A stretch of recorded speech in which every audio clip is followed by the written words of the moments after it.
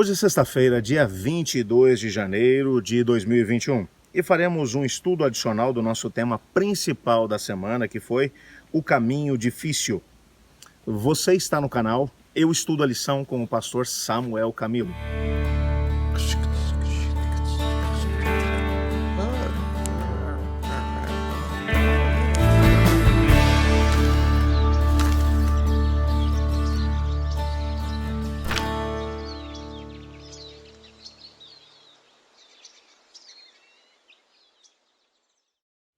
O nosso guia de estudos hoje traz um texto extraído do livro O Grande Conflito, na página 556. Esse texto é um texto muito forte e que vai trabalhar um tema um tanto quanto polêmico nos nossos dias.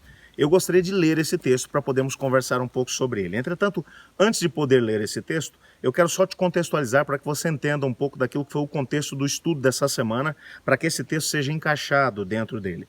O Senhor Deus havia se manifestado para o rei Acás e havia mencionado a ele que ele não deveria ter medo dos inimigos imediatos que estavam ameaçando o seu país, que eram o reino de Israel ao norte e o reino da Síria, cuja capital era Damasco, também ao norte. Mais ao norte ainda, na região da Mesopotâmia, cuja capital seria a cidade de Nínive, estava a Assíria, cujo rei era Tiglat-Pileser. Esse rei ameaçava os reinos naquela região do Médio Oriente. Havia uma coligação entre esses três países, Israel, Síria e ao mesmo tempo Judá. Os reis que antecederam ao rei Acás, principalmente o rei Uzias e ao mesmo tempo o rei Jotão, haviam mantido essa coalizão para tentar impedir que os assírios chegassem naquela mesma região e fizessem deles, conquistassem os seus países e fizessem com que eles pagassem tributo para esse reino expansionista. Entretanto, Acás havia rompido essa coalizão com Israel e Síria e havia tentado estabelecer uma ligação com o reino da Assíria, cuja capital seria Nínive, com o rei Tiglat-Pileser. O profeta Isaías, enviado pelo Senhor Deus, disse: você está tendo uma visão completamente equivocada, rei Acás. Você está com medo de Israel e ao mesmo tempo da Síria, de Damasco, e está tentando se aproximar de Nínive, tentando se aproximar da Assíria, de Tiglat-Pileser, achando que Tiglat-Pileser pode ser seu amigo, quando na verdade o seu maior inimigo é Tiglat-Pileser, é Nínive, é a Assíria. Você não precisa ter medo de Israel e nem da Síria, nem de Damasco. Você deve confiar no Senhor, tenha fé no Senhor. Ele não quis ter fé no Senhor. Ele diz, então peça um sinal, seja no céu, na terra, embaixo da terra. Não existem limites para que você possa pedir um sinal. E Deus vai te dar. Ele não quis pedir o sinal. O Senhor Deus disse, bom, já que você não pediu um sinal, eu vou te dar um sinal. Uma criança vai nascer da Virgem, o Emanuel. E quando esse menino tiver idade para poder decidir entre o bem e o mal, ou seja, quando ele tivesse aproximadamente 12 anos, essas duas nações que hoje traziam medo para o rei Acás, ou seja, Síria, Damasco, e ao mesmo tempo Israel, já nem existiriam mais como nação. Ainda assim o rei não quis aceitar a promessa do Senhor. Na lição dessa semana tivemos a possibilidade de poder entender que o Senhor Deus, para reforçar essa mesma ideia, ele mencionou que Isaías teria um segundo filho, e que quando esse menino ainda nem tivesse idade para poder dizer papai ou mamãe, esses dois reinos que hoje ameaçavam o reino de Judá, o reino da Síria e ao mesmo tempo de Israel, eles teriam sofrido uma derrocada muito grande, que o Acás deveria confiar no Senhor, mas não houve o que fazer para que Acás confiasse no Senhor. Ele foi exortado para temer ao Senhor e não os inimigos, a política estrangeira, mas nada disso funcionou. Então agora, como uma última cartada que o Senhor tem a dar, o Senhor Deus mostra agora o problema que Acás enfrentaria como consequência dessa amizade, entre aspas, com o rei da Assíria, que viria até ele para poder trazer desolação para o próprio país. Mas nada disso adiantou. Na lição de ontem, a gente teve a possibilidade de poder entender a razão pela qual tudo isso aconteceu. É que Acás havia abraçado o paganismo.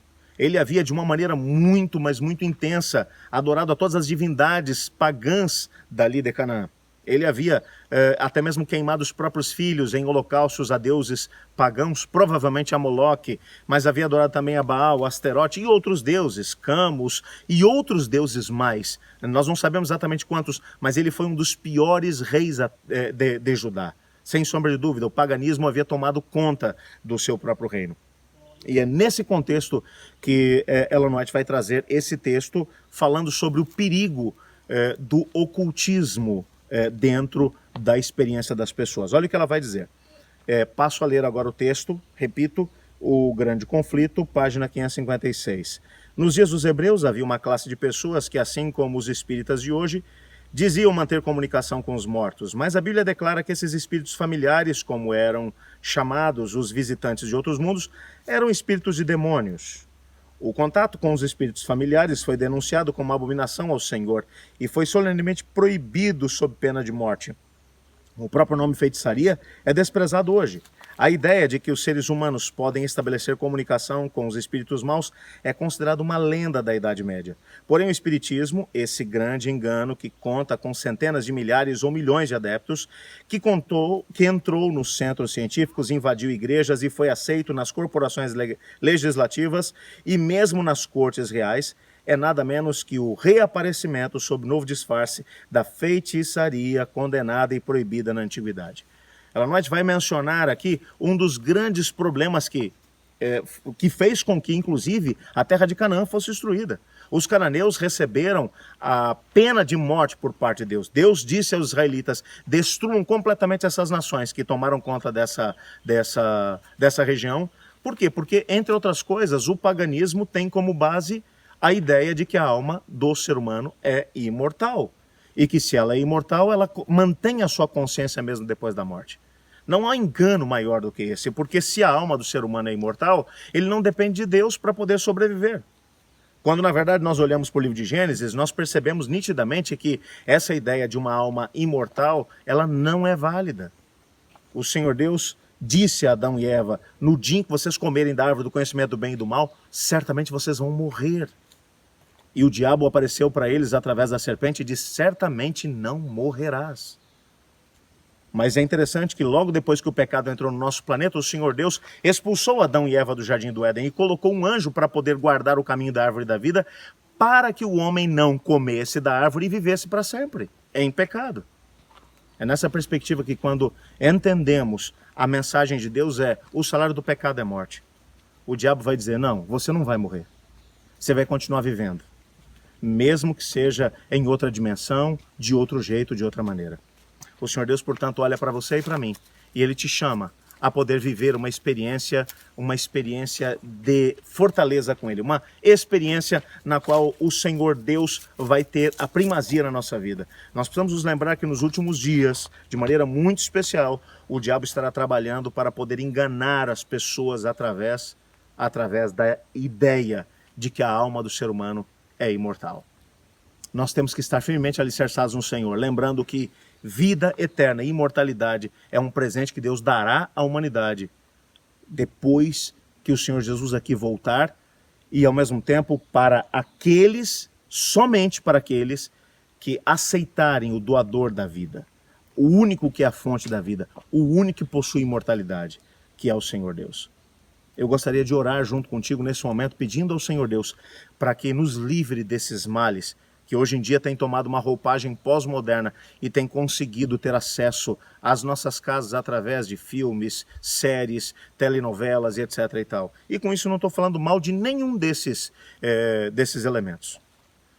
Assim como tudo na vida, nós temos que estabelecer um filtro e não deixar que essas influências do inimigo consigam entrar dentro do nosso lar. Eu quero orar junto contigo. Senhor Deus, muito obrigado por tua palavra, obrigado porque nela descobrimos que o ser humano, para poder viver para sempre, ele depende de Deus. Ajuda-nos a nos mantermos ligados a Ti. Pois é em nome de Jesus que oramos. Amém. Eu estudo a lição. E você?